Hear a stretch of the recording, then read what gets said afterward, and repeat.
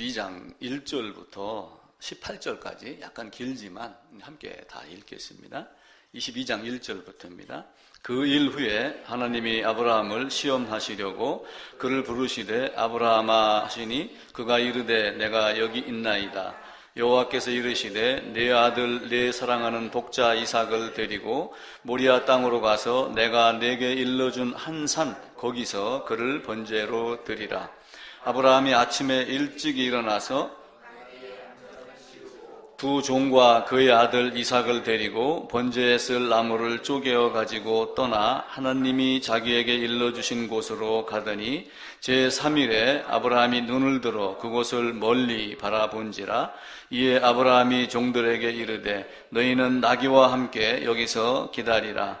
내가 아이와 함께 저기 가서 예배하고 우리가 너희에게로 돌아오리라 하고 아브라함이 이에 번제 나무를 가져다가 그의 아들 이삭에게 지우고 자기는 불과 칼을 손에 들고 두 사람이 동행하더니 이삭이 그 아버지 아브라함에게 말하여 이르되 내 아버지여 하니 내 아들아 내가 여기 있노라. 이삭이 이르되 불과 나무는 있거니와 번제할 어린 양은 어디 있나이까. 아브라함이 이르되 내 아들아 번제할 어린 양은 하나님이 자기를 위하여 친히 준비하시리라 하고 두 사람이 함께 나아가서 하나님이 그에게 일러주신 곳에 이른지라. 이에 아브라함이 그곳에 제단을 쌓고 나무를 버려놓고 그의 아들 이삭을 결박하여 제단 나무 위에 놓고 손을 내밀어 칼을 잡고 그 아들을 잡으려 하니 여호와의 사자가 하늘에서부터 그를 불러 이르시되 아브라함아 아브라함아 하시는지라. 아브라함이 이르되 내가 여기 있나이다 하매 사자가 이르되 그 아이에게 내 손을 대지 말라. 그에게 아무 일도 하지 말라. 내가 내 아들 내 독자까지도 내게 아끼지 아니하였으니 내가 이제야 내가 하나님을 경외하는 줄을 아노라. 아브라함이 눈을 들어 살펴본즉 한 순양이 뒤에 있는데 뿔이 수풀에 걸려 있는지라. 아브라함이 가서 그 순양을 가져다가 아들을 대신하여 번제로 드렸더라. 아브라함이 그 땅 이름을 여호와 이레라 하였으므로 오늘날까지 사람들이 이르기를 여호와의 산에서 준비되리라 하더라. 여호와의 사자가 하늘에서부터 두 번째 아브라함을 불러 이르시되 여호와께서 이르시기를 내가 나를 가리켜 맹세하노니 네가 이같이 행하여 내 아들 내 독자도 아끼지 아니하였은즉 내가 네게 큰 복을 주고 네 씨가 크게 번성하여 하늘의 별과 같고 바닷가의 모래와 같게 하리니 내 씨가 그 대적의 성문을 차지하리라. 또 내 씨로 말미암아 천하 만민이 복을 받으리니 이는 내가 나의 말을 준행하였음이니라 하셨다 합니다. 아멘. 하나님이 축복을 주시는데 아무에게나 주는 것이 아니라 이삭의 번제를 드렸던 그 이삭의 과정을 거친 자에게 축복을 주겠다 이렇게 말씀을 합니다. 물론 축복을 주겠다고 하고 또 이삭을 통하여 이삭으로 말미암아 어떤 축복이 내려가고 하나님 말씀이 내려가는 이것을 이 앞에서도 미리 말씀을 했습니다. 하고 나서 이삭이 번제 드린 다음에 이걸 반복을 하는 겁니다. 3일길을 갖고 또 번제를 드릴 장소까지도 이미 정해 주셨습니다. 근데 하나님이 정해 주신 그 장소 아닌 곳에 가서 번제를 드렸으면 어떻게 됐을까요? 그래서 출애굽 25장에 내가 너와 만날 곳 지성소라고 하는 그 장소를 지정을 해줍니다. 그리고 어떠한 방법으로 번제를 드려라까지도 말을 다 해줍니다. 지난주에 설교했던 내용 한두 가지만 요약을 하고 그리고 이 부분에 대해서 다시 이야기하고 끝에 가서 전체 정리를 다시 하도록 그렇게 하겠습니다. 지난주에 날개라는 이야기를 잠깐 드렸어요. 날개가 우리 쉽게 따지면 우리 팔과 다리입니다. 이 날개가 사람 몸이 이렇게 있는데 이 몸에다가 다리를 갖다 이렇게 막 꿰매서 붙인 거냐 아니 팔을 다른 데서 갖고 와가지고 이렇게 해서 꿰맨 거냐 라고 하는 질문을 한번 드렸습니다. 팔은 어디서 나와요? 몸에서 나옵니다. 밖에서 갖다 붙인 것이 아니고 팔과 다리 모든 것들이 다 이 안에서 저절로 스스로 이렇게 솟아나는 겁니다. 우리 신앙도 마찬가지예요. 왜 나는 행동이 이러냐 저러냐, 내 생각은 왜 이러냐 저러냐 이렇게 이야기들을 많이 하지만 결국은 그 마음 안에 있는 것이 밖으로 나오는 것이지 밖에 있는 것으로 무엇인가가 되는 것은 안 됩니다. 그래서 일반적으로도 생각이 바뀌면 행동이 바뀐다, 그 이야기를 해요. 그리고 생각이 바뀌면 행동이 바뀌고, 행동이 바뀌면 행동이 계속 반복되면 뭐가 바뀌냐면 습관으로 바뀌어요. 습관으로 바뀌면은 운명이 바뀐다, 이렇게 이야기를 하는데 그 운명은 어찌 보면은 정해진 운명이기도 합니다. 운명론 그래갖고 운명이 난 이렇게 정해져 있으니까 나는 그냥 운명대로 살 거야 하고 아무것도 안 하는 사람이 있지만, 에베소서나 또 바울의 여러 가지 말씀, 하나님이 창세전에 그리스도 예수 안에서 예정해놨던 이런 것을 우리가 운명이라는 개념으로 받아들이면은 그 운명을 찾아서 가는 거예요. 그래서 현재 내가 어떤 모습인가. 그래서 어떤 학자들은 그런 이야기를 해요. 미래는 여기서 기다리는 것이 아니고 내가 스스로 찾아가는 것이다. 근데 찾아가는 과정이 이미 하나님 안에 어떤 씨앗이 있기 때문에 찾아가는 발걸음이 생기는 거예요. 요한복음 17장에 그 말씀이 나옵니다. 아버지께서 내게 주신 자가 내 말을 듣고 아버지께로 돌아온다 라고 하는 그 말씀을 우리가 이해를 잘 하셔야지 됩니다. 그러면서 제가 지난주에 두 번째로 한 얘기 중에 고향에서 사고 난 이야기를 드렸습니다. 고향에서 화재 사고가 나가지고 유류 저장소니까 양이 많죠. 소방서로 전화를 합니다. 여기 불이 났습니다. 기름이 얼마나 있어요? 작게 얘기하면 자기가 책임이 덜 지는 건 아니거든요. 40만인가 400만 리터가 있는데도 불구하고 4,000리터밖에 없습니다. 이렇게 이야기를 했어요. 그러니까 소방서에서는 4,000리터만큼의 소화액만 갖고 오면 되는데, 다시 한번 그것을 우리 인생으로 한번 살펴보시면은 내가 나를 감추고 숨기고 나는 없다, 나는 죄가 조금밖에 없다라고 하면 자꾸 자기를 감추고 스스로 어떤 상자 안으로 갇혀 들어가는 그런 모습이 돼요. 하나님 앞에서는 나는 이런 존재입니다라고 하며 바울과 같이 죄인 중에 괴수다라고 하는 그런 밝힘이 있어야지 됩니다. 그런데 이제 그렇게 하지 아니하고 자꾸 자기를 가리는 거예요. 인간은 타락한 존재입니다. 타락한 존재는 에덴에서 이렇게 쫓겨났습니다. 문이 지키고 있고 지금 여기로 이렇게 내려와 있어요. 그럼 이 타락한 존재가 하나님을 찾을 수 있나요? 하나님을 생각은 하겠지만 찾아가는 길은 모릅니다. 그게 타락이라고 하는 거예요. 그러니까 전적 타락이라고 하는 의미를 우리가 제대로 이해하면은 자기를 의지할 수가 없어요. 자기의 노력, 자기의 생각, 자기의 행위, 자기의 어떤 지식, 세상 지혜, 이런 모든 것들을 갖고 되는 것이 아니다라고 하는 것을 알아야지 돼요. 근데 왜 신앙이 안 되냐면은 전적 타락, 부패, 오연, 무능력, 이런 존재가 나라고 하는 것을 성경과 빗대서 이해하지 않기 때문에 그래요. 그래도 나는 좀 재주가 있어. 그래도 나는 좀 학위를 갖고 있고, 그래도 나는 세상에서 똑똑하다고 인정받는 사람이야. 나는 또 열심히 있어. 기타 등등으로 하나님이 말씀하신 전적 타락을 계속해서 거부를 하는 거예요. 그러니까 그 이전부터 펠라기우스, 알미니우스 이런 자들이 계속 등장을 하는 거예요. 죄의 전가가 왜 됐어? 아담하고 나는 별개의 인간인데. 알미니우스는 죄의 전가가 됐는데 된 건 맞아. 그런데 나는 내가 개선할 능력이 있어. 이렇게 하면 자꾸 자기를 높입니다. 그래서 신앙은 자기 부정이 되지 않으면 신앙이 안 돼요.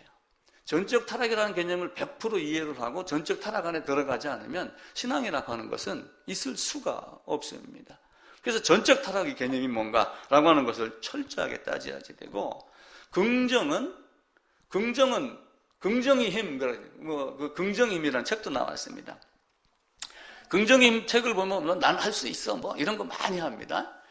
impossible 그러면 I am 그 두 개를 쫙 잘라가지고 possible 이렇게 하면서 많은 걸 만들어내요. 할 수 있다라고 하는 걸 자긍심을 자꾸 불러일으킵니다. 으쌰으쌰하게 하죠.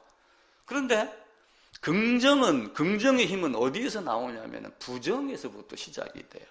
나는 이런 존재입니다 라고 하며 하느님만 매달릴 수 있는 그런 존재가 우리는 반드시 되어야지 됩니다. 그러니까 신학이라고 하면서 우리가 신앙을 얘기를 하지만은 긍정은 어디에서 시작이 되냐면은 내가 나를 부정할 때부터 시작이 됩니다. 나는 전적은 몇 % 타락이라는 거예요? 전적 타락의 전적은 100%입니다. 99.9%가 아니에요. 0.0001%도 안 남겨있고 모든 게 다 타락했다라고 하는 게 전적 타락의 개념입니다. 그래서 성경을 배울 때 뭘 먼저 배우냐면 하나님이 어떤 존재인가, 하나님의 속성, 하나님의 성품, 또 하나님의 계획, 하나님의 예정, 하나님의 심판, 이런 모든 하나님에 대한 것을 먼저 배웁니다. 그래서 신학교나 가게 되면은 신론이라고 가르쳐요. 근데 신론이라고 하면서 지난 수요일에 우리가 론에 대한 이야기도 했죠. 설도 이야기했고, 예를 들면 전천년 그럽니다. 그죠? 그 설은 그게 맞다는 얘기예요. 그냥 우리가 그렇게 추정해본다는 얘기예요. 근데 그걸 가지고 지금 이 땅에 싸우고 있는 거예요. 고신은 무천년설이야. 이렇게 고신교단에 가면 그럽니다. 그럼 다른 생각 했다가도 고신교에 들으면 무천년설 이렇게 해가지고 거길 따라갑니다. 근데 역시 그것도 뭐냐면은 설에 불과하거든요. 성취가 되기 이전에는 아무도 모릅니다. 계시록은. 그래서 어쩌면 계시록에 치중할 바에는 복음에 치중하는 것이 월등히 낫습니다. 그럼 당연히 어떻게 돼요? 비행기 가는 경로 내가 몰라도 타기만 하면 실어다 주거든요. 가장 간단한 이치로 보면 그렇게 따지시면 됩니다. 그래서 신론을 통해 가지고 하나님이 어떤 분인가, 하나님이 창조했고 나는 하나님의 피조물이다 라고 하는 걸 아는 거예요. 그러면서 두 번째 뭘로 내려가냐면은 인간론을 배워요. 인간론. 하나님이 모든 세상을 창조하고 인간에게 대리통치자로 주었습니다. 근데 그 인간이 어떤 존재인가? 인간이 어떤 존재인가? 라고 하는 걸 배우는 거예요. 그래서 아담은 어떤 존재라고 그랬어요? 아담은 자기가 원하면 죄를 짓지 않을 수 있는 존재였다. 아담은 자기가 원했기 때문에 죄를 졌다. 자기가 원해서 죄를 졌기 때문에 아담에게 뭐가 있는 거예요? 죄책이라는 게 있는 거예요. 거기에 따른 벌책이 가해지는 겁니다. 그래서 반드시 죽는다. 이런 결론이 되어 있죠. 그리고 또 하나 제가 주일날인가 뒤에서 우리 교제하면서 그 이야기를 했어요. 생명나무가 있고 선악이 있다. 선악을 아는 열매나무가 있다. 여기에 아담이 하와가 이렇게 둘이 있는데, 야, 너는 이쪽으로 가든 네가 이렇게 네 마음대로 선택해. 하나님이 그렇게 하셨을까요? 이게 아니라고 제가 우리 여기 설교하면서 수십 번, 수백 번 얘기를 드렸던 이야기입니다. 너는 반드시 생명과만 먹여야 되는 존재야. 그 이야기예요. 그런데 이걸 스스로 끊어내리고 어디로 간 거예요? 자기가 찾아간 거예요. 만약에 이것이 이렇게 중립적인 선택에서 둘 중에 하나 아무거나 먹으라고 당신이 말씀했다면 내가 먹은 것이 이거라 할지라도 당신이 나에게 왜 책임을 묻느냐? 이렇게 될 수가 있어요. 근데 먹지 말라라고 되어 있거든요. 반드시 무엇만 먹을 수 있는 존재? 생명만 먹을 수 있는 존재였는데 그렇게 되는 거예요. 그래서 인간은 그렇게 했기 때문에 이 아담 안에 뭐가 들어왔냐면 죄라고 하는 개념이 들어온 거예요. 아무것도 없던. 자, 생명을 불어넣으려면 어떻게 해야지 돼요? 새 옷으로 갈아입어요. 새 옷으로 갈아입으려면 세수하고 목욕하고 이렇게 하죠. 그러니까 하나님이 우리를 구원하는 얘기는 이 죄를 없애고 여기 바탕을 하얗게 만드는 상태에서 다시 뭘 집어넣는 거예요? 생명을 집어넣는 걸 갖고 있는 겁니다. 근데 우리는 전적 타락한 것을 제대로 이해하지 않으면서 자꾸 생명, 예수 이름 부르면은 그것이 과연 되겠는가라고 하는 거예요. 그래서 신론에서 하나님을 가리키고 인간 너희는 이럴 자다.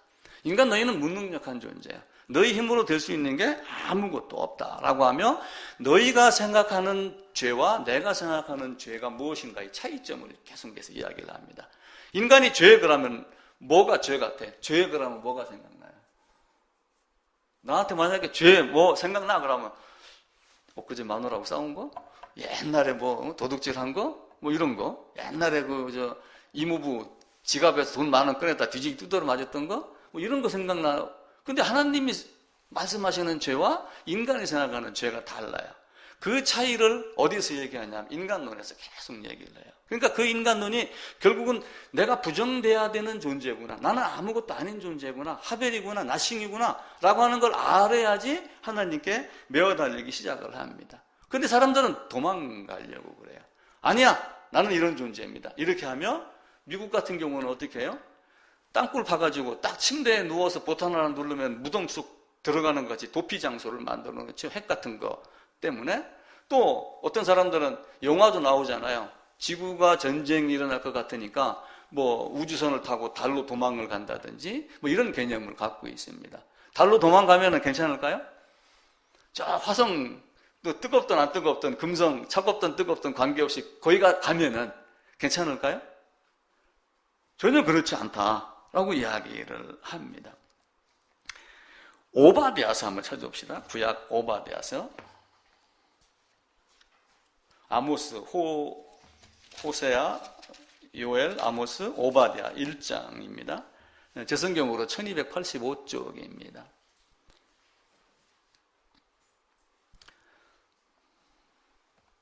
3, 4절 같이 한번 읽어보겠습니다. 너희 마음의 교만이 너를 속였도다. 바위 틈에 거주하며 높은 곳에 사는 자여, 네가 마음에 이르기를 누가 능히 나를 땅에 끌어내리겠느냐 하니, 네가 독수리처럼 높이 오르며 별 사이에 깃들일지라도 내가 거기에서 너를 끌어내리리라. 여호와의 말씀이니라. 물론 이제 이스라엘이 전쟁 과정 중에 아주 험악한 산속에 들어가서 살면서 누가 나를 여기서 끄집어내고, 예를 들면 전쟁할 때 이렇게 애길 같은 데 지나가게 하고 그러면 적군 그때그때 총을 한 발씩 활을 한 번씩 쏜다든지 하면 이기겠죠. 그런 어떤 그 조건이 있는 페트라라고 하는 이런 장소의 개념일 겁니다. 그런 장소에서 숨어 있을지라도 내가 너희를 끄집어내겠다. 도망갈 곳이 없다. 그렇게 이야기를 합니다. 네가 갈멜산 꼭대기에 숨을지라도, 땅을 파고 바다 깊으로 들어갈지라도 내가 너를 끄집어내겠다. 이게 하나님이 하시는 말씀입니다. 근데 죄인은 하나님 앞에 피할 수 없다라고 하는 것, 그 개념이 내가 죄인이구라고 하는 것을 인간론에서 철저하게 깨달아야지 그 다음에 하나님이 보입니다. 그럼 하나님 어떻게 하죠? 내가 이런 존재인데 하나님 앞에 가야 됩니다 라고 하니까 1번 신론, 인간론, 그리고 여기서 뭘 가르치냐면은 기독론을 가르쳐요. 너희에게 필요한 것은 기독론, 그리스도야 라고 하면 그리스도를 가르칩니다. 그리스도를 가르치는데 이 그리스도를 놓고 또 사람들이 막 싸움이 일어나는 거예요. 예수가 과연 누군가? 하나님인가? 참 사람이야? 참 하나님이야? 마리아에게서 나왔으면 그 사람 아니야? 하나님 아니잖아. 뭐 이렇게 하면서 그리스도의 존재를 계속 부인을 합니다. 그러면서 여러 가지 존재를 하며 예수는 그냥 선지자 중에 하나다. 마호메트 같은 경우도 선지자로 여기는 거예요. 근데 선지자로 여기는데 예수도 선지자였고 마호메트는 마지막 선지자였다라고 그들은 이야기를 하고 있죠. 그러니까 신론 그리고 인간론, 그러면서 기독론에서 그리스도가 어떤 분인가라고 하는 걸 말씀을 하셔요. 근데 하나님이, 삼위일체 하나님이 파더, 아버지도 하나님이고 성부도 하나님이고 성자도 하나님이고 성령도 하나님입니다. 3위로 계시는 하나님인데 사실은 한 분 하나님이에요. 그래서 성부도 하나님, 성자도 하나님, 성령도 하나님. 그런데 성부가 성자는 아니다. 학자들은 이렇게 정리를 해요. 성부가 성자는 아니다. 근데 이 신성이 무엇으로 왔냐면은 아들의 위격으로 이 땅에 와서 마리아 몸을 들어갔다가 마리아에게서 나와가지고 예수라고 하는 사람으로 왔어요. 그러니까 예수라고 하는 사람을 놓고 사람이야? 하나님이야? 이걸 가지고 싸우는 거예요, 기독론에서. 그래서 기독론에서는 이분이 참 하나님이며 참 사람이다. 그래서 위격 하나인데 어떤 그 페르소나라고 하는 하나의 위격을 갖고 있다 해가지고 그리스도의 일위성 이렇게 하면 그는 참 하나님이며 참 사람이다 라고 이야기를 합니다. 그런데 이제 여기서도 논란이 많이 생기는 거예요. 신성과 인성이 있는 하나님이니까, 예수로 그리스도로 오셨으니까 신성도 있고 인성도 있고 구별된 두 개의 존재다 이렇게 이야기를 하는 사람이 있고, 한 사람 안에 신성과 인성이 있으니 둘이 섞여갖고 제3의 본성을 갖고 있다 이렇게 이야기하는 사람도 있고 그렇습니다. 근데 우리 성경을 통해서 그리스도는 참 하나님이요 참 사람으로 오신 그 하나님을 우리가 아는 거죠. 그러면서 기독론을 통해서 뭘 가르치냐면은 예수님이 오신 목적이 뭔가, 오신 목적이 뭔가를 철저하게 알아야지 돼요. 오신 목적이 뭐예요? 오신 목적. 성육신하에 오셨습니다. 육화가 돼서 오셨습니다. 오신 목적이 무엇일까요? 쉽게 얘기하면 구원하기 위함입니다. 그러면 구원하기 위함이면은 구원의 또한 방법이 있겠죠, 그죠? 이 방법. 근데 이런 모든 것은 삶 위로 계시는 하나님이 위격 간에 서로 협의했다. 그래서 동일하다. 그분이 그분이고 그분이 그분이기 때문에 그렇습니다. 그러면 하나님이 정해놓은 방법대로 하나님이 죽으시고 하나님이 살아나시는 거예요. 그걸 우리가 올바로 알아야지 됩니다. 왜 오셨고 그분이 속죄를 하는 방법이 어떤 방법인가? 아브라함은 이삭을 데리고 번제를 드리러 갑니다. 근데 왜 그렇게 했어요? 아브라함이 생각한 걸까요? 아니면 이삭이 그렇게 생각을 한 걸까요? 하나님이 그렇게 하신 거예요. 그렇게 하라고 하신 거예요. 어느 산으로 가고 얼마만큼의 거리를 가고 어느 장소에 가서 어떤 방법으로 해라 라고 하는 걸 미리 얘기를 합니다. 성막에서도 그렇게 가르치는 거예요. 출애굽할 때도 그런 현상이 일어났습니다. 모세가 가가지고 바로에게 우리가 가서 광야에 가서 예배를 드려야 된다. 우리가 광야에 가서 제사를 드려야지 된다. 이제 우리의 제사하고는 다른 제사입니다. 번제의 개념의 제사를 이해를 하셔야죠. 그러니까 바로가 뭐라고 그러냐면은 내가 3일길을 가야 되겠다. 이렇게 이야기를 해요, 모세가. 그 모세가 그렇게 얘기를 하니까 바로가 뭘 하겠어요? 너무 멀리는 가지 마라. 그렇게 이야기를 해요. 그걸 딱 통과를 해야 되는데 통과하지 말고 흉내만 내라. 그 얘기예요. 그러면서 너희 장정만 가라. 가족은 빼놔라. 또 짐승은 놓고 가라. 만약에 가족 다 데리고 가는데 짐승을 놓고 갔으면 어떻게 되겠어요? 그 짐승은 먹을 목적이 아니라 제단에 드릴 대속의 제물을 상징을 하거든요. 그걸 놓고 가라고 하면은 모세가 가겠어요? 아니다. 다 가지고 가야 된다. 그렇게 이야기를 하는 거예요. 모세는 그런 개념을 갖고 하나님이 어떤 모습으로 우리에게 무엇을 가르쳐 주길 원했는가. 그러니까 성막에서도 내가 너와 만날 곳 지성소, 그리고 번제단 앞에 가서 안수하고 그 안수된 짐승 제물을 희생 제물이 된 그것을 죽여라. 이렇게 하며 기독론과 같이 연결을 시킵니다. 그래서 기독론이 왔는데 이 기독론을 통해 갖고 오신 예수의 삼중직이라는 것이 있어요. 예수의 삼중직. 예수의 삼중직은 뭐냐면은 왕의 모습입니다. 왕의 모습. 또 하나는 선지자의 모습. 또 하나는 제사장의 모습이에요. 그걸 다 가지고 있는 거예요. 하나님은 통치합니다. 심판을 누구에게 맡기셨어요? 왕에게 맡겼습니다. 심판을 그리스도에게 맡겼습니다. 모든 심판하는 권세를 아들에게 다 맡겼습니다. 그러니까 심판을 누가 해요? 아들이 하는 거예요. 그래서 아버지가 그냥 멀쩡하게 서서 바라본다는 뜻이 아니라 아버지가 아들이니까 사실은 하나님 그분이 심판을 하는데 그분이 누구냐면 예수 그리스도다. 이사야서 9장에 보면 그게 명확합니다. 7장에서 아기가 낳는데 처녀가 잉태하여 아들 낳을 것이다. 9장에 가면 아기가 낳는데 그 이름이 하나님이다. 딱 정확하게 그냥 이사야서는 딱 잘라서 이야기를 합니다. 그 하나님이 왜 그렇게 하셨는가 라고 하는 것을 우리는 알아야지 됩니다. 하나님이 아담을 꾸짖었습니다. 선지자의 형태에서 아담을 위하여 가죽옷을 만들어 입혔지 뭐. 그죠? 제사장의 역할을 하셨어요. 세상을 창조하고 다스립니다. 그 창세기에 나오는 그 하나님도 세 가지의 모습을 다 갖고 있고 이 땅에 오신 그리스도도 그리스도의 삼중직을 다 가지고 있습니다.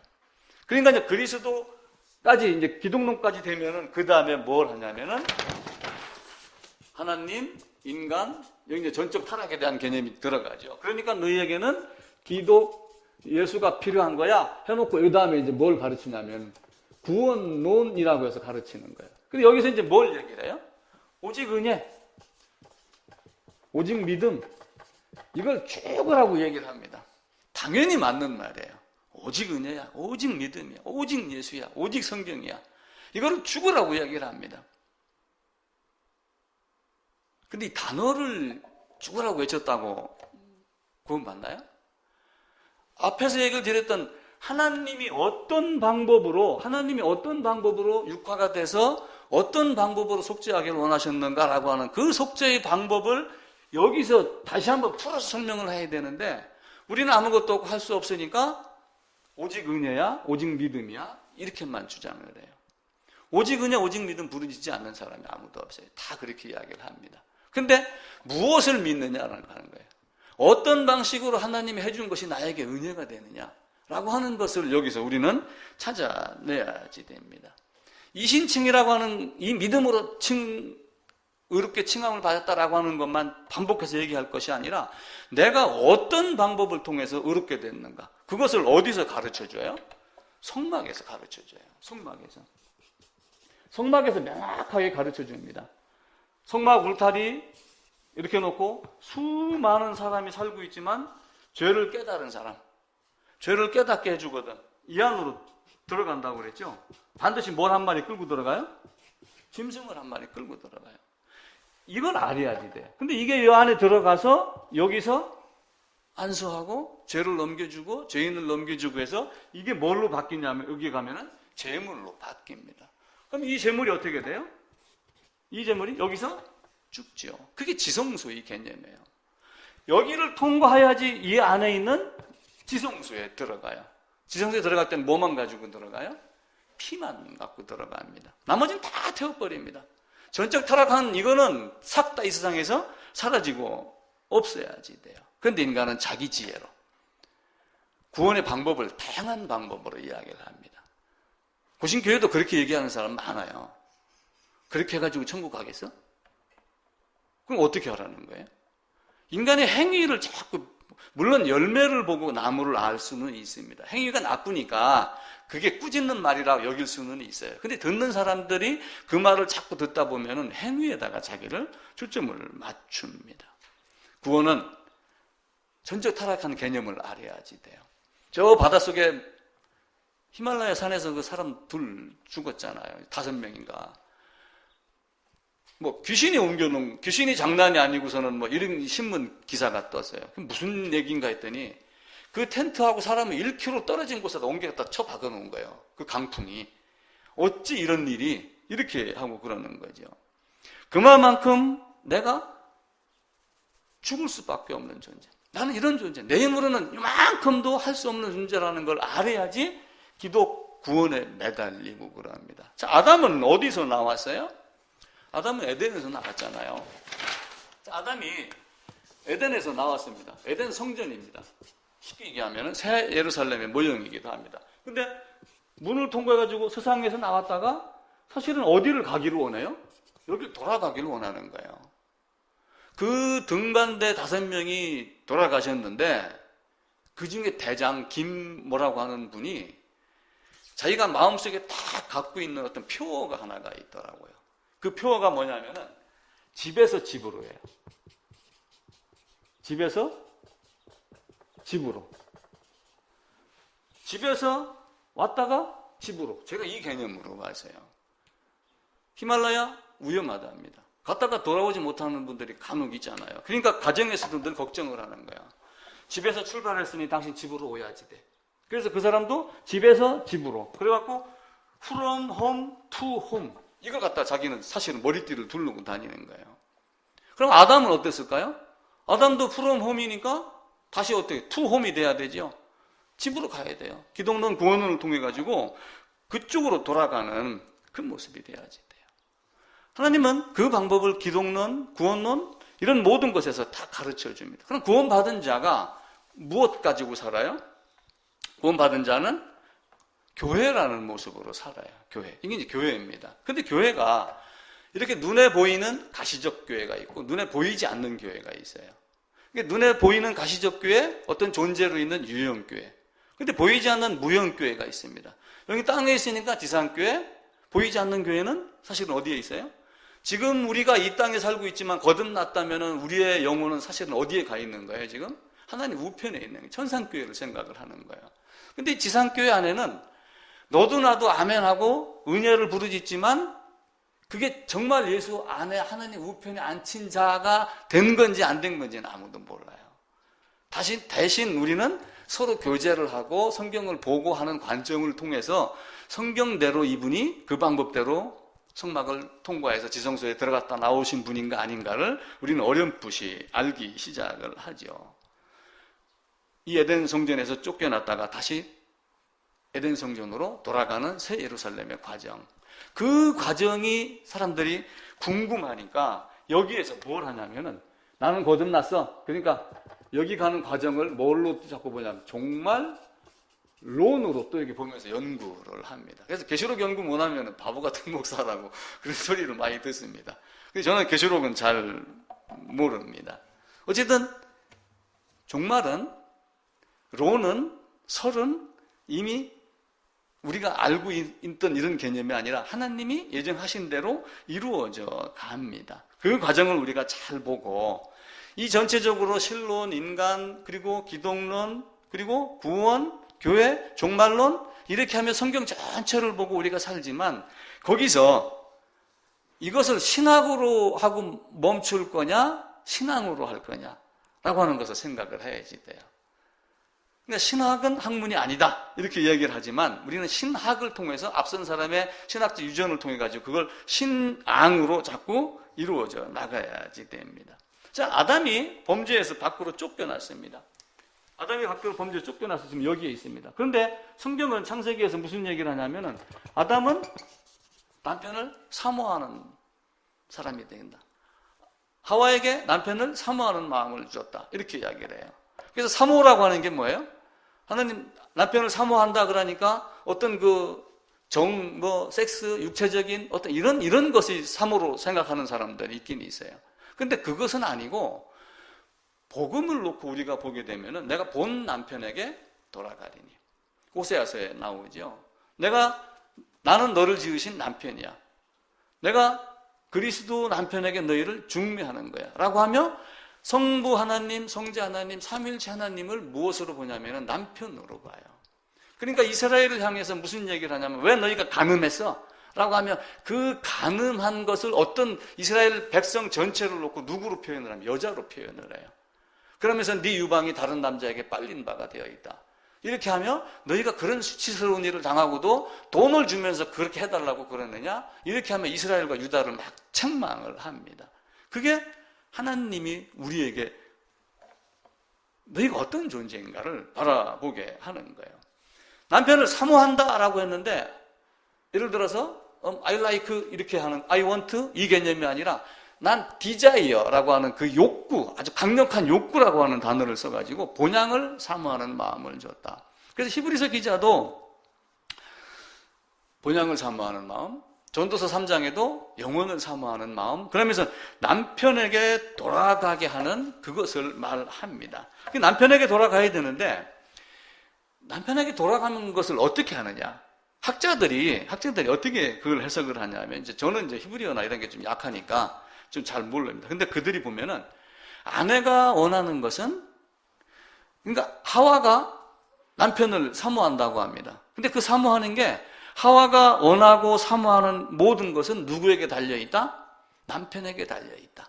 그 의미로 해석을 해요. 그러니까 하와가 원한다지만 원하는 것은 남편이 원하면 원함이 이루어지는 거고 남편이 원하지 않으면 이루어지지 않는 것이다. 그렇게 해석을 해요. 근데 그걸 가지고 그 본문을 갖고 복음과 연결을 한번 시켜보면은 어떻게 보일까요? 제한적 속죄. 선택의 교리가 나옵니다. 하나님이 원하시는 만큼만 되는 거. 이 땅에 있는 모든 것들은 내가 원한다고 되는 게 아닙니다. 내가 열심히 했으니까 하나님이 나를 사랑하겠지? 근데 내가 한 열심히 정말 하나님 앞에 하나라도 어기지 않은 바가 됐나요? 그렇지 않잖아요. 호리만큼이라도 갚지 않으면 아주 점도 없고 흠도 없는 그런 모습이 아니라면 하나님이 기뻐 받으시겠나요? 그렇지 않잖아요. 그죠? 그래서 인간은 남편이 원하는 대로 아내가 사모하게 되어 있다라고 하는 겁니다. 즉 모든 사람이 구원이 아니라 제한적 속죄라고 하는 것을 말을 합니다. 그리고 제한적 속죄면서 하나님의 무조건적인 선택이 들어갑니다. 하나님이 나를 선택하지 않았으면 내가 하나님을 바라볼 수 있나요? 당장에 청와대 들어가는 것도 문 대통령이 지금 당장에 나한테 전보를 쳐서 비서실장한테 얘기해가지고 저기 있는 원주에 있는 김 목사 좀 내일 아침 나 좀 보자고 합시다. 그렇게 하면 내가 원하지 않아도 거길 들어갑니다. 그죠? 근데 만약에 내가 아무리 원한다 해도 거길 들어가서 만날 수 있나요? 1개국의 대통령도 제대로 못 만납니다. 시장 제대로 만나지나요? 비서실에서 카트하고 그러죠? 하나님은 오죽하겠어요? 하나님은 하나님이 원하실 때만 됩니다. 세상의 생각으로 되지 않아요. 사도행전 13장에 어떤 말씀이 있냐면 영생을 주시기로 작정된 자는 다 믿더라. 그럼 영생을 주시기로 작정된 자가 아닌 자는 안 믿더라. 이렇게 해석하시면 정확합니다. 모든 사람이 구원을 받은 것이 아닌 것은 모든 사람이 구원받기를 원하시지 않으셨기 때문에 그런 거예요. 만약에 하나님이 모든 사람이 구원받기를 원하셨다면 모든 사람이 다 구원받아야지 돼요. 근데 그렇게 하시잖아요. 내가 하고자 할 때 하는 것이고 하고자 하지 아니할 때는 아니하는 거다라고 하는 말이 로마서 9장에 나오게 됩니다. 자기 열심으로 되지 않아요. 니고데모 얼마나 똑똑했어요? 아볼로 성경에 능통한 자였습니다. 그럼에도 불구하고 하나님을 찾았나요? 하나님을 이야기했지만 하나님의 마음에 없었던 사람이에요. 나라 밖의 사람, 그리스도 밖의 사람이었죠. 그래서 우리는 이런 과정을 통해서 뭘 배워야 되냐면은 성경이 무엇을 말하는가. 이 전체가 성경이 번제단에 다 나와 있습니다. 하나님이 우리 집사님을 사랑하기로 작정을 했어요. 근데 예를 들어서 나는 싫어! 이렇게 한다고 해서 하나님이 나를 사랑하지 않을까요? 그건 하나님 전지전능하다고 그러잖아요. 그 하나님의 전능성입니다. 불가항력적 은혜. 내가 거절할 수 없는 그 예전에 이 불가항력적 은혜를 이야기를 하려고 가끔 옛날에 김일성이나 김정일을 예를 많이 듭니다. 물론 김일성이도 교회 다녔던 사람이에요. 만약에 하나님이 김정은이를 사랑해서 구원시키기로 했으면은 김정은이가 거부할 수 있어요, 없어요? 그 김정은이가 좋다 나쁘다 이북에서 지금 뭐 정권 괴수다 이걸 떠나서 그렇게 악독한 사람이라 할지라도 하나님이 원하면 그를 바꿀 수가 있다. 그게 불가항력적 은혜예요. 그 대표적인 예가 누구예요? 아볼로 같은 사람, 니고데모 같은 사람, 거기에 바울과 같은 사람. 얼마나 그 마음이 단단하고 그 초지일관 자기가 밀고 나갔던 그를 꺾어가지고 그 성질을 그대로 사용한 거예요. 그러니까 하나님이 놀랍죠. 그래서 하나님 말씀은 어쩌면 우리가 이제 성막에 대한 이야기를 계속하지만 성막을 통해서 이런 모든 것들을 다 이해를 하시면은 좋습니다. 이삭이 번제를 드리러 갑니다. 근데 번제 드리러 가서 보니까 이삭은 번제를 알고 갔을까요? 모르고 갔을까요? 이삭은 번제를 알고 갔습니다. 아브라함이 출발할 때부터 번제를 드리고 오겠다 하고 또 이야기하고 있고 또 올라가서 우리가 다시 내려오겠다 이야기도 하고 그럽니다. 그런데 아브라함이 이삭과 함께 산에 도착해서 살펴보니까 번제할 양이 있어요, 없어요? 없죠. 창세기 22장에 보면 눈을 들어 살펴본 즉 그래놓고 나중에 양 한 마리가 뿔이 수풀에 걸려있는 게 보입니다. 그 살펴본 즉이라고 하는 게 어떤 의미냐면 아주 자세히 눈여겨서 주목해서 그냥 이렇게 본 게 아니라 그걸 찾는 그냥 그 빠릿빠릿한 눈빛이잖아요. 만약에 지금 저 목걸이 10캐럿짜리를 하나 뚝 떨어뜨렸는데 이 밑으로 뚜루루 흘러갔다고 해보세요. 안 보여? 혹시 앞사람이 발로 지금 밟고 있는 거 아니야? 그 발까지 막 들춰보고 싶은 마음 들죠? 그런 마음을 갖고 살펴보니까 순 양 한 마리가 걸린 게 보인 거예요. 그게 여호와 이레입니다. 근데 여호와 이레를 사람들은 자기 사업에다가 자꾸 적용을 하려고 해요. 뭐 하다가 딱 해놓으면 여호와 하나님이 준비해 주셔서 여호와 이레 하나님 이렇게 이야기를 합니다. 근데 속죄의 제물을 준비해 주신 것이 여호와 이레입니다. 근데 그 여호와 이레를 언제 해놓으셨을까요? 그게 바울의 말에 의하면 창세전에 그리스도 예수 안에서 그의 기쁘신 뜻대로 이미 다 해놓은 겁니다. 때가 되면 그게 다 보입니다. 하나님은 그 번제할 어린 양을 누구를 위해서 준비했어요? 이삭을 위하여? 누구를 위하여? 하나님 자신을 위하여. 하나님 자신을 위하여서 이삭을 살리는 거예요. 하나님 자신을 위하여서 나를 거듭나게 하시는 겁니다. 왜? 너는 나를 찬양해야 될 존재야. 그러니까 우리는 너무 높아지면 안 돼요. 하나님 앞에 가서는 그냥 개미와 같은 존재입니다. 우리는 찬양하는 존재만 된 것만으로도 감사를 하는 거예요.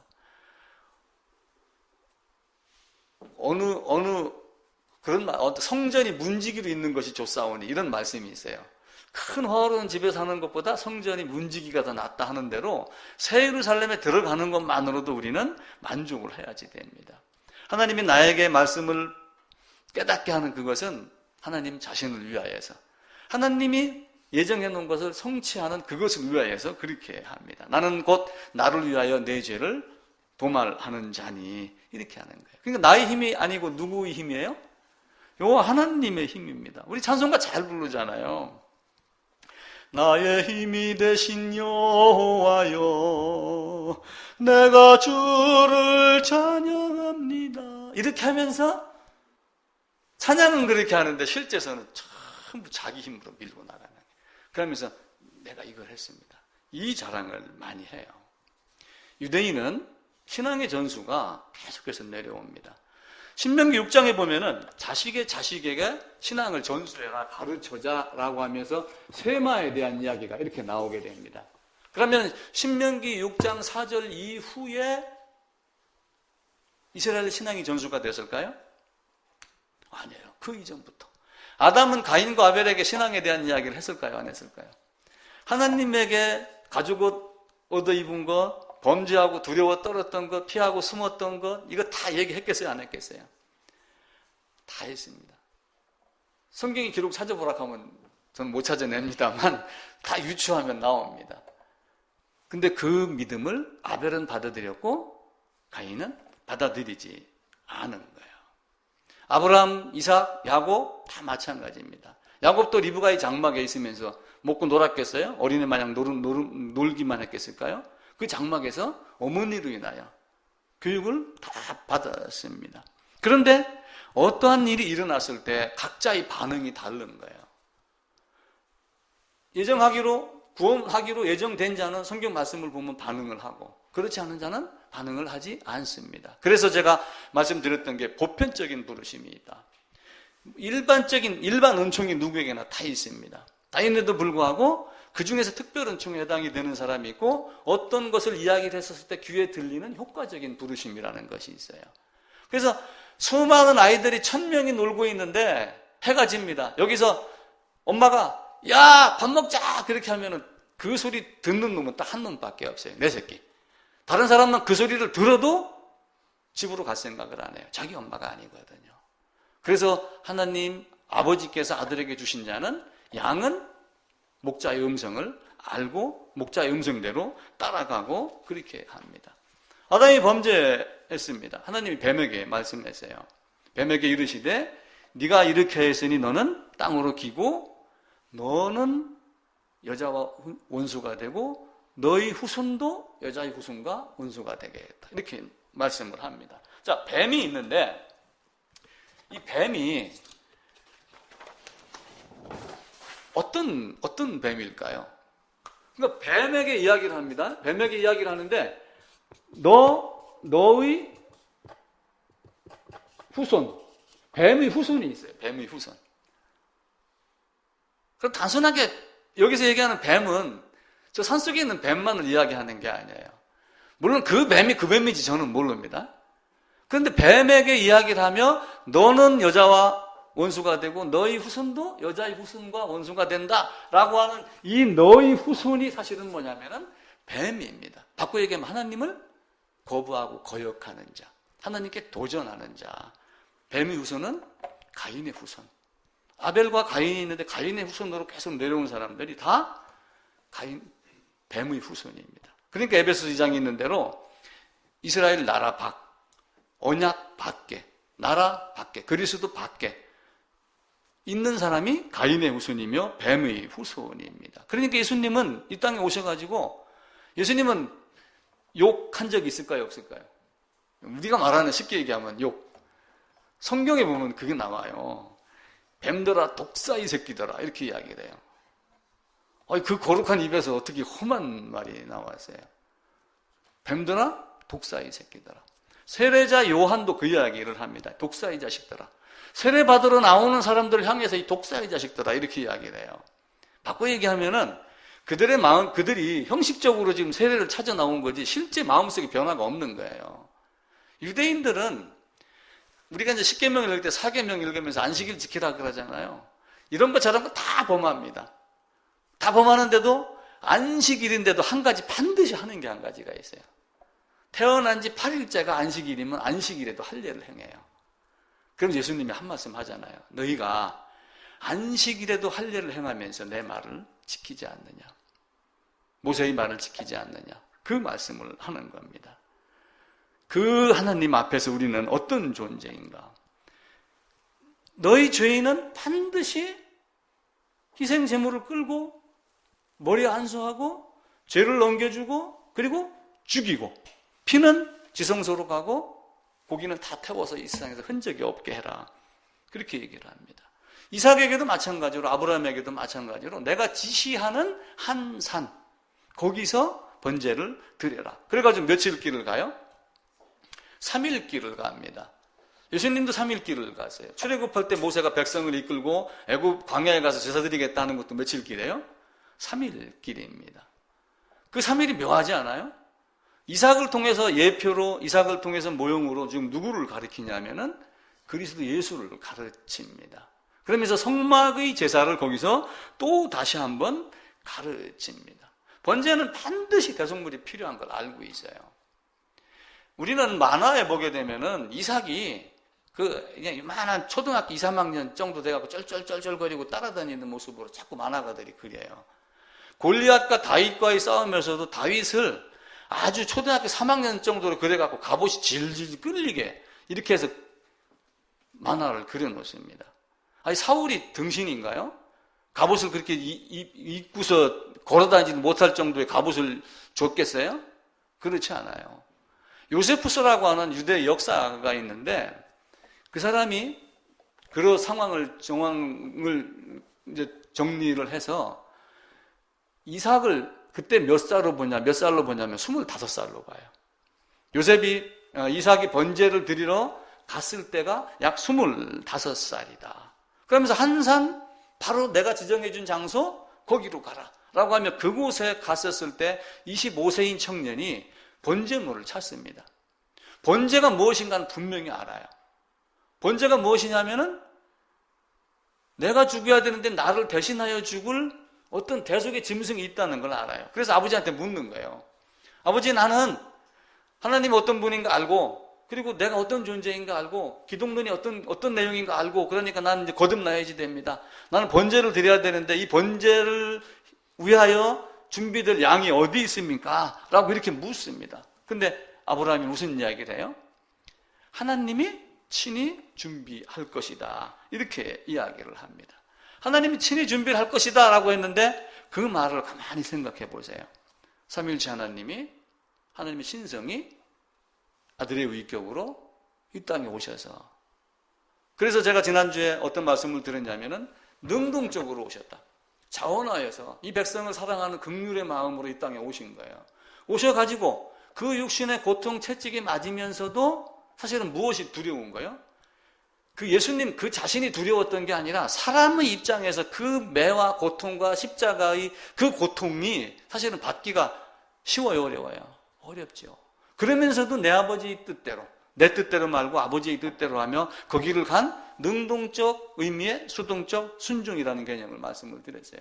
자원하에 오셨지만 그분은 그런 모습으로 가는 겁니다. 번제할 양은 어디 있습니까? 이삭도 그걸 묻는 거예요. 근데 하나님이 자기를 위하여 친히 준비하겠다. 하나님이 자기를 위하여 친히 준비하겠다 그러는데 이제 그 킹 제임스 성경을 보게 되면 하나님이 자신을 위하여 예비하시리라. 하나님이 자신을 위하여 자신이 예비하시리라. 이런 개념으로 됩니다. 근데 이 말을 조금 더 바꿔서 하게 되면 하나님이 자신을 위하여 자신을 예비하시리라. 이렇게 보시는 게 가장 정확한 해석일 거라 생각이 들어요. 왜냐하면 성육신하신 그분이기 때문에 하나님이 자신을 위하여 예비하시겠다. 하나님이 자신을 위하여 자신을 준비하겠다. 라고 하며 그 뿔이 수풀에 걸린 그 양이 사실은 누구의 존재가 돼야지 돼요? 죽어야 될 이삭의 존재가 되는 거예요. 그렇게 딱 대체가 되는 모습을 우리는 성경 안에서 그걸 차지하게 됩니다. 근데 그게 언제 보이냐? 언제 보이느냐?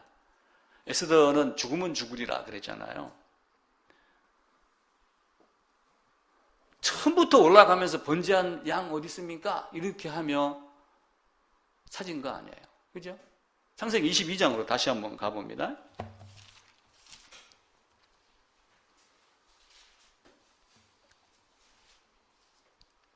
(22장) 이제 8절, 9절, 10절에 보면은 잡아서 올립니다.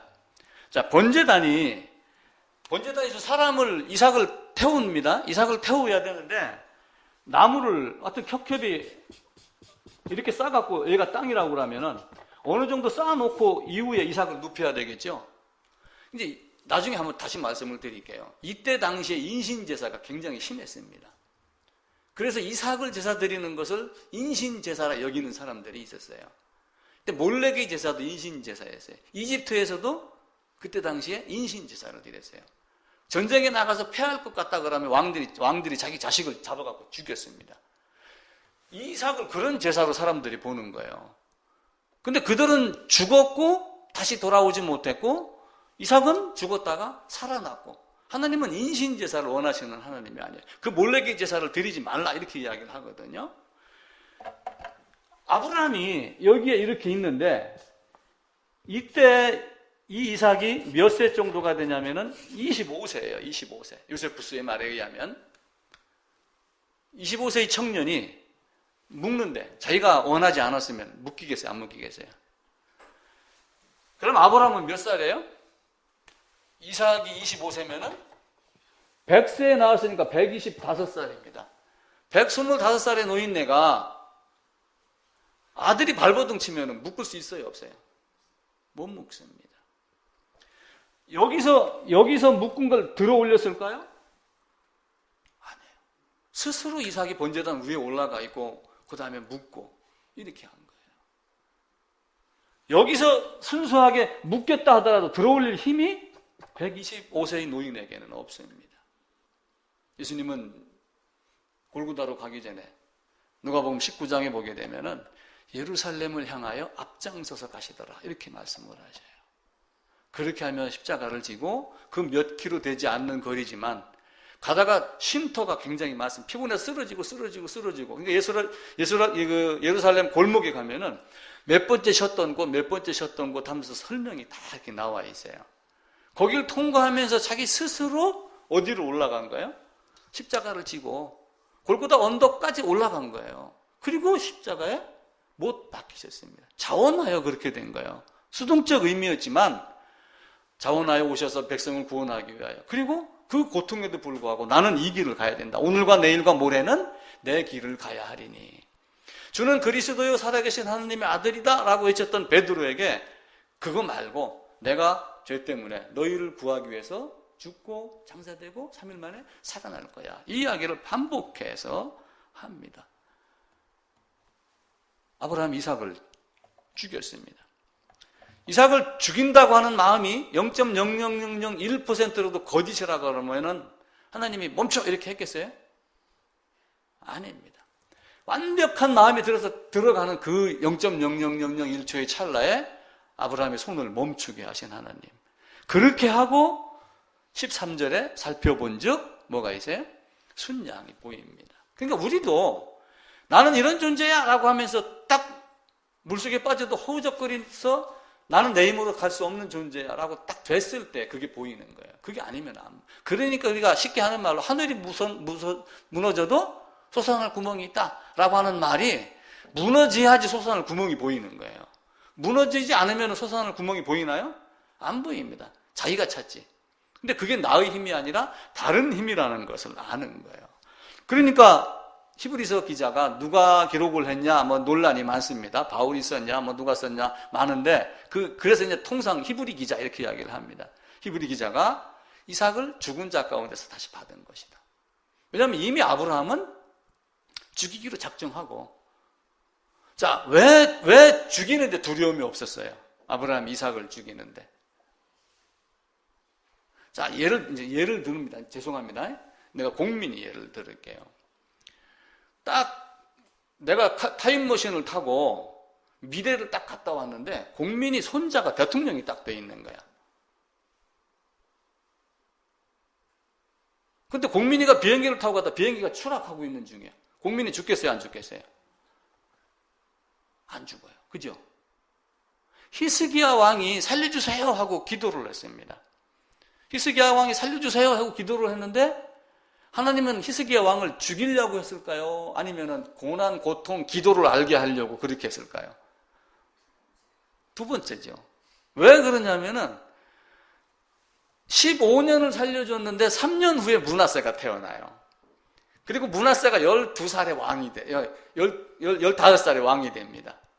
그러니까 3년 후에 태어나고 12년 있다가 15살인가 왕이 되니까 만약에 거기서 히스기야가 죽었으면 므낫세가 태어나요? 안 태어나요?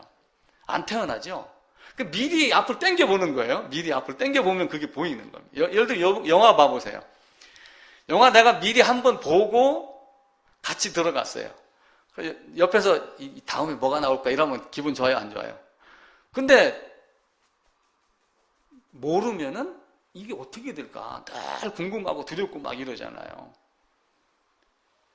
어제 야구 어디가 이겼어요? 한화하고 넥센하고? 모릅니다. 저도 안 봤으니까. 그러면 재방송을 제가 보면은 뉴스를 안 보고 9회 말 될 때까지 이게 누가 이겼는가 어떻게 되는가 막 두근두근 합니다. 근데 만약에 넥센이 이겼다 칩시다. 아니면 하나가 이겼다고 칩시다. 그러면은 넥센이 실수를 하고 하나가 실수를 해도 문제가 안 되는 거야. 다음에 반드시 이겼으니까 결론은. 그죠? 하나님은 우리에게 죽은 자 가운데서 살아났다라고 하는 이삭으로 말미암아 내 시라 칭함을 받으리라. 이삭으로 말미암아 이렇게 백성이 일어나고 야곱으로 말미암아 백성이 일어나서 그 백성들이 말씀을 맡은 존재가 되게 할 것이다 라고 하는 것을 아브라함 알고 있는 거예요. 그래서 이삭이 죽지 않을 걸 알아요. 죽어도 다시 살 걸 아는 거예요. 그냥 냅다 찔른 거예요. 근데 진짜 안 죽이고 딱 하나님이 멈추게 하며 숫 양을 준비를 하셨죠. 그게 대속의 의미입니다. 만약에 거기서 이삭이 죽었다면 물론 주에게서도 복음이 가려워지게 되죠. 거기도 인신제사에서. 근데 하나님은 인신제사를 원하시는 하나님이 아니에요. 아브라함은 무엇 들고 갔어요? 칼과 불. 번제단에 불을 누가 내려요? 제사장이 성냥 탁 켜갖고 불을 붙였나요?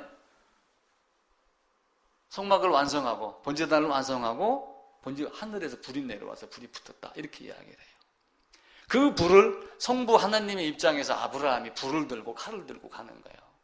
아버지 입장에서 아들이 이 땅에 오셨지만 그 아들을 죽음에 내어줘야지 나 김관식이를 여러분을 거듭나게 하고 그러니까 그 아들이 돼갖고 아들의 모습으로 이 땅에 오셔서 죽어가는 그 죽음을 그냥 바라보고 계시는 거예요.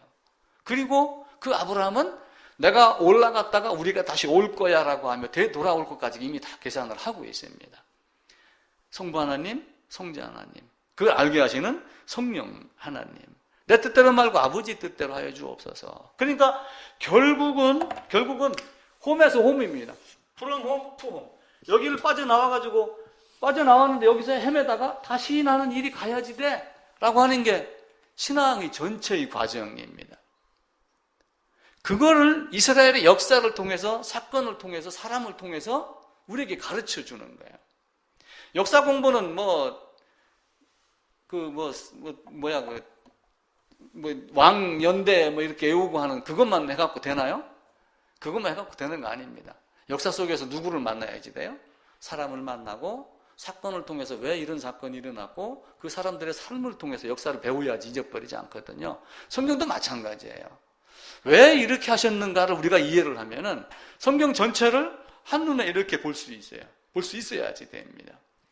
결국은 에덴에서 범죄하고 가죽을 입혀준 것을 이 땅에서 완성시키기 위해서 그리스도가 오신 거예요. 그게 전체입니다. 그 과정을 그걸 가르치는 것이 이스라엘의 역사입니다. 이삭이 얼마나 감사했을까요? 아브라함이 얼마나 감사했을까요? 그죠? 우리는 그 모습을 보야지 됩니다. 예수님이 십자가에 달렸습니다. 십자가에 달렸는데 예수님이 십자가 이렇게 지금 여기 이렇게 있습니다. 여기 이 밑에 사람들이 많이 있어요. 저기서 달려갖고 내려다보는 그 눈빛. 혹시 한번 생각해 보세요, 지금. 예수님이 십자가에 달려갖고 저 밑에 있는 사람을 내려다보는 그 눈빛이 어떤 눈빛인가? 어떤 마음으로 쳐다보고 있을까?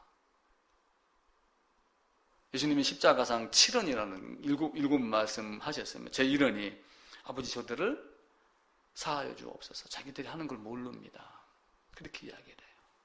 인간론을 제대로 모르니까 구원론으로 들어가지 않는 거예요. 인간론을 모르니까 구원론은 학문으로 바뀌는 거예요. 기독론도 학문으로 바뀌는 겁니다. 아버지, 저들이 하는 걸 모릅니다. 저들을 사해해 주옵소서. 그렇다고 다 사해해 줬나요? 아니죠.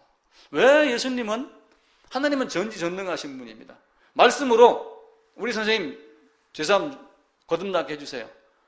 너는 거듭났노라. 이야기 왜 하겠어요? 못 하겠어요?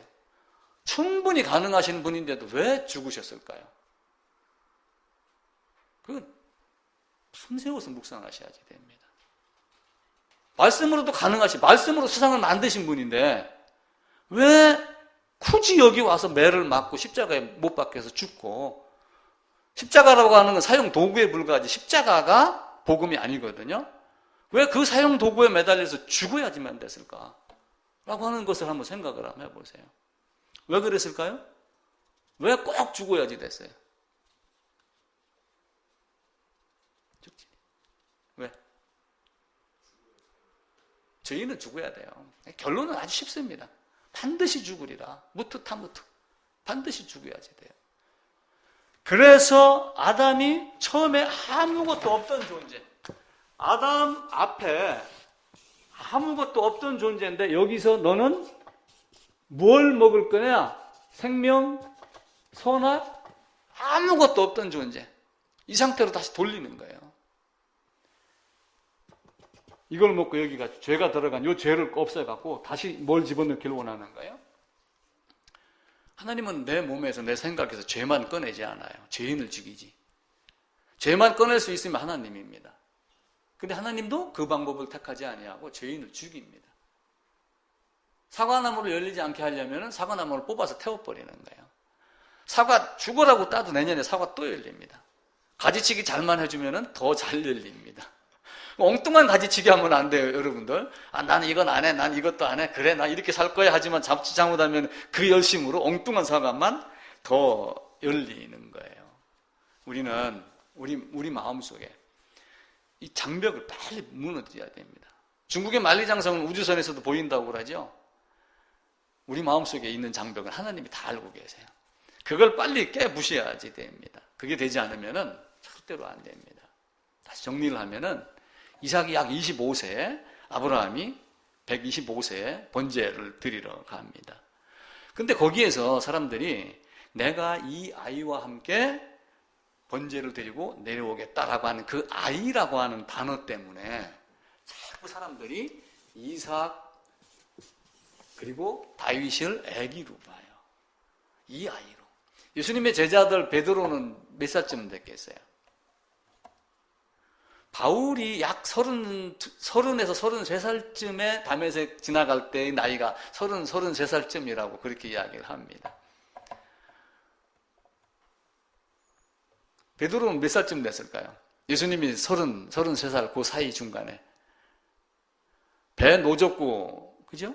그 풍랑 헤쳐다니면서 고기잡이 했던 그 튼튼한 청년은 10살짜리가 아니죠. 근데 예수님이 제자들을 향해서 얘들아 이렇게 이야기를 해요. 그 친근하게 부르는 호칭이에요. 그 유대인 나라에서. 얘들아. 에레미야 선지자에게도, 에레미야가도 너 나가서 이거 해. 그러니까 나는 아이라 말할 줄 모릅니다. 이렇게 하면 자기를 아이라고 표현을 해요. 그러니까 아브라함이 이삭에게 이 아이하고 했던 이 아이를 갖다 놓고 자꾸 애기로 본단 말이에요.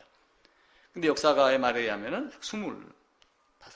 솔로몬 성전을 져놓고 성전 짓기 전에 이제 왕이 되면서 재판 지혜를 구하면서 나는 종은 작은 아이라 하나님께 지혜를 구합니다라고 하면서 아이라고 자기를 표현을 합니다. 그러니까 이 아이가 애기라는 뜻이 아니고 친근한 관계의 그런 모습입니다.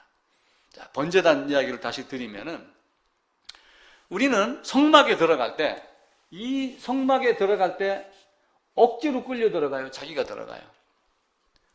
자기가 끌려, 자원해서 가요.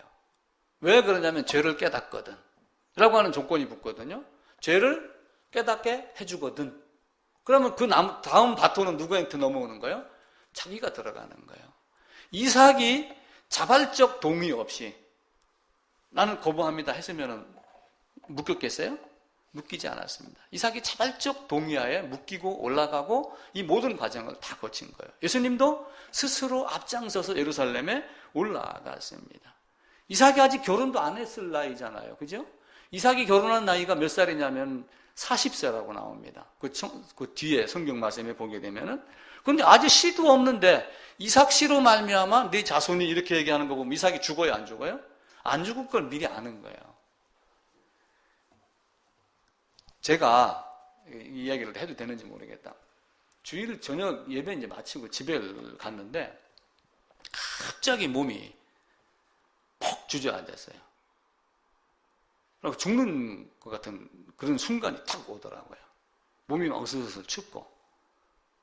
노예한다고 강릉에를 갔는데 화요일 아침에 식당에 가서 밥을 먹는다고 딱 앉는데 또 퍽 주저앉았어요.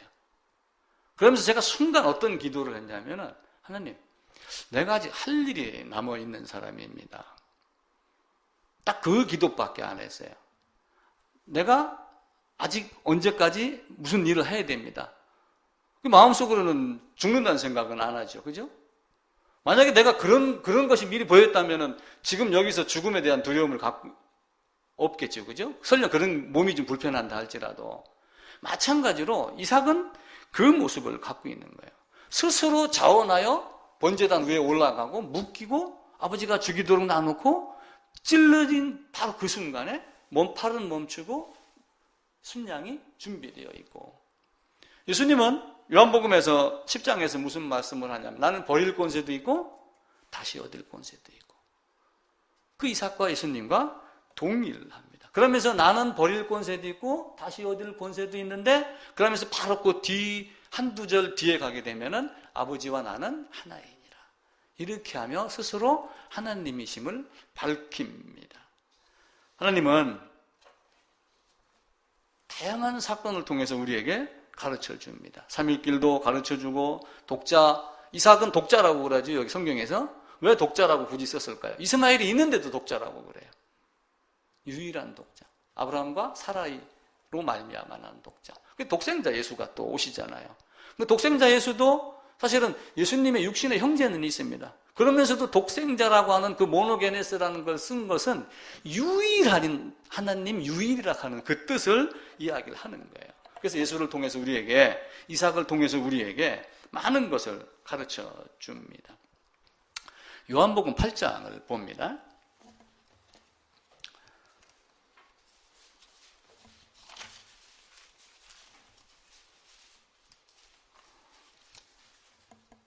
요한복음 8장 56절입니다. 56절. 우리 같이 한번 읽어봅시다. 너희 조상 아브라함은 나이 때 볼 것을 즐거워하다가 보고 기뻐하였느니라. 예수님이 하신 이 말씀은 무슨 말씀일까요? 아브라함이 어떻게 예수님을 봤어요? 이 말씀이 예수님이 아브라함과 이삭을 번제를 드리는 창세기 22장을 놓고 말씀을 하시는 거예요. 아브라함이 이삭을 통해서 누구를 본 거예요?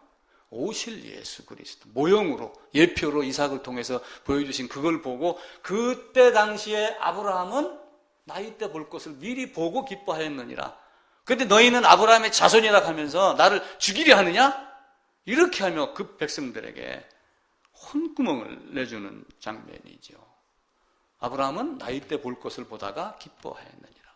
우리는 지금 여기서 그 때를 보야지 돼요. 계시록 연구해 가면서 뭐 전천년, 후천년 이거 따지지 말고, 하나님 나를 어떻게 구원하였나? 예수님이 오신 목적이 무언가? 오셔서 어떤 방법으로 나를 구원하시길 원했는가? 오셔서 죽고 살아나신 부활, 그 방법이 하나님이 정해주신 방법이에요. 그 방법 안에 내가 편승해야지 그 길을 그대로 따라가는 거예요. 그래서 내 짐은 가볍고 내 몽에는 쉽고, 그죠? 그것만큼 쉬운 게 어디서? 그것을 우리는 믿음이라고 하는 거지, 예수 믿습니다는 믿음이 아니다. 우리 이렇게 봐야지 돼요. 하나님은 우리에게 성경을 통해서 보여주고 있었던 그 죽음과 장사와 부활의 의미, 성막을 통해서 보여준 죄를 깨닫거든 깨닫게 해주거든 반드시 뭐가 필요하다? 희생 제물이 필요하다는 것을 이스라엘 백성들은 다 알고 있어요. 그걸 알고 끌고 들어가서 번제단에다가 누구를 죽여요? 제물을 죽여요. 근데 그 제물 안에 누가 들어가 있어요? 내가 들어가 있어요. 그게 보여야지 돼요. 쉽게 얘기하면 그게 딱 보이면 성경 끝입니다. 그 다음부터는 공부는 하죠. 그게 딱 되면은 자녀가 돼요. 자녀가 됐을 때 하나님께서 먹여주고 입혀주고 그렇게 합니다. 그래서 제가 며칠 전에 그 얘기를 드렸잖아요. 참새가 한번 되라. 참새 한 마리도 하나님 허락 없이 떨어지나요? 안 떨어지죠. 하나님이 원하는 그 위치, 그 존재가 내가 되어 있다면 세상에 어떤 권세도 나를 쓰러뜨릴 수가 없습니다. 시작하면서 제가 날개에 대한 이야기를 드렸어요. 날개는 자기 몸 안에서 스스로 빠져나오는 겁니다.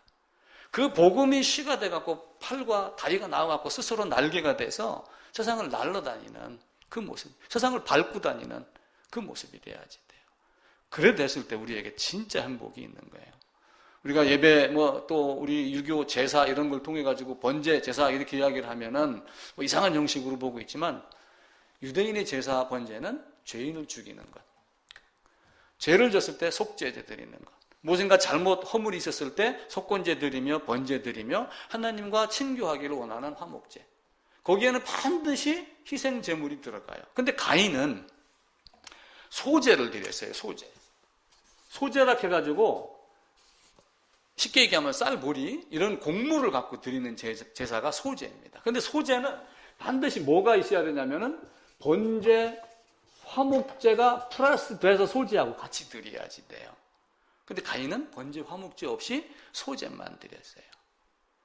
소제는 뭐 하기 위함이냐면 제사장들이 양식으로 가져가요. 그것을. 소제는. 그 소제를 갖다 드리면 일부를 제사장이 취하고 나머지는 태우고 이렇게 합니다. 그러니까 소제는 결국 무엇을 위한 거예요? 제사장 양식을 위한 건데 어쩌면 가인이 제사장에게만 아부를 했던 어떤 이런 모습 비슷하지 않았을까? 진짜 자기를 처리하지 않고 소제 형식만 나간 거. 근데 그 재물의 문제 이전에 그 마음속에 어떤 문제가 있어요? 하나님을 거부했던 것. 그것이 있기 때문에 그는 그 길로 간 겁니다. 그래서 우리는 하나님의 말씀이 들리면 팔과 다리가 쭉쭉쭉 몸에서 스스로 빠져나오듯이 성장하고 또 성장하는 그런 모습으로 돼야지 됩니다. 아브라함과 이삭을 통해서 성막에 대한 이야기를 잠깐 드렸고, 그리고 예수님에 대한 이야기를 잠깐 드렸는데, 반드시 신론 그리고 인간론, 여기 철저하게 인간 자기를 철저하게 보여야지 돼요. 나는 쓸만한 인간이야 이렇게 하면은 절대로 하나님 안 보입니다. 나는 이런 존재입니다. 바울이 나를 쓸만한 인재라고 봤을 때는 하나님이 안 보였지만 나는 죄인 중에 괴수야. 율법이 진짜 법이 두 가지라고 그랬어요. 법을 지키려고 하는 법이 있고 그 법을 통해서 뭘 하려고 그래요? 내가 어떤 존재인가를 깨닫게 하는 거예요. 그래서 법의 효능 중에 죄를 깨닫게만 하고 해결 못 해주는 법은 의미가 없는 법이에요. 하나님 말씀하시는 율법은 죄를 깨닫게 하고 죄를 해결해주는 제사의 법까지 동시에 다 줬어요. 자, 모세가 있습니다. 모세만 있고 아론이 없으면 어떻게 되겠어요? 이건 법입니다. 이건 제사장입니다. 제사장은 뭐 했어요? 속죄에 대한 걸 했어요. 만약에 아론이 안 주어졌으면은 이스라엘 백성은 끝장입니다. 근데 묘하게 3년 후에 형유로 아론을 미리 준비해 놓고 율법을 주고 이쪽에서는 또 뭘 줬어요? 성막을 줬어요. 예수님이 오셔서 꾸짖고 십자가로 주시는 두 개 다 일어납니다. 동시에. 짝이 없는 것이 없어요. 그래서 우리가 율법 중요하지만 반드시 아론 차지해야지 되고, 율법 중요하지만 성막 차지해야지 되고, 예수님이 여러 가지 법을 지키라 했지만 재물 많은 청년은 이 법 저 법 다 따지지만은 제대로 된 친구는 무엇을 따져요? 내가 어떻게 해야 영생을 얻습니까? 이걸 찾는 거예요. 그러니까 예수님은 니고데모에게 거듭나지 아니하면, 이 말 한마디로 거듭납니다. 그때 밤에 예수님을 찾아갔다라고 하는 그것을 주위 사람 부끄럽게 이렇게 생각하지 말고, 어둠에 묻혀있던 니고데모가 밝은 빛, 세상의 빛, 빛으로 오신 예수를 향하여 나갔다, 이렇게 보시면은 니고데모의 모습이 더 쉽게 비춰지지요. 꼭 여러분들이 그 마음 열고 예수의 십자가가 어떤 모습인가, 성막하면서 계속 반복해서 이야기를 드리는데, 앞으로 계속 이렇게밖에 얘기 못 듣습니다. 죽으라고 성경에 대한 십자가에 대한 이야기를 드려야 되니까 반복해서 여러분 마음속에 꼭 잘 간직하시기를 부탁을 드리겠습니다.